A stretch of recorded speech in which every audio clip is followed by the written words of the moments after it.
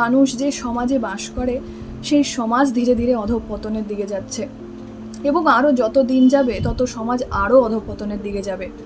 এই সমাজে না আছে সত্যতার দাম, না আছে শিক্ষার দাম, না আছে পবিত্রতার দাম, না আছে পরিশ্রমের দাম। ভালো মানুষের কোনো মূল্যই নেই এই সমাজে। তবুও জানেন তো, এই ভালো গুণগুলিকে আমাদের কখনো ত্যাগ করা উচিত নয়, কারণ এই গুণগুলি এক একটা ধর্মের স্তম্ভের মতন।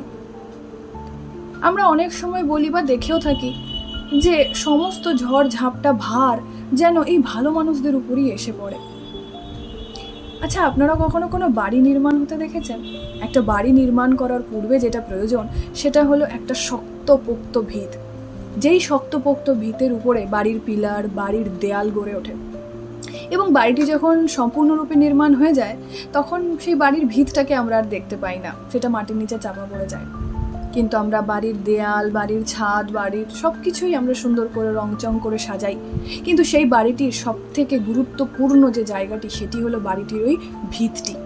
কারণ ভিত একটু নড়বড় হয়ে গেলে বাড়ি মিনিটের মধ্যে ভেঙে দুটুকরো হয়ে ধূলিসাৎ হয়ে যাবে। ঠিক তেমনই এই ভালো মানুষেরাও সমাজের সেই ভিত।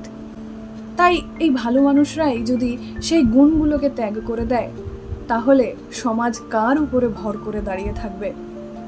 এই ভালো মানুষদের উপরে ভিত করেই ধর্মের যে স্তম্ভগুলো তারা এখনো দাঁড়িয়ে আছে। যদি সেই ভালো মানুষগুলোই আর না থাকে তাহলে সমাজ তো অধঃপতনের দিকে যাবেই, সমাজ তো ধূলিসাৎ হয়ে যাবেই, তাই না?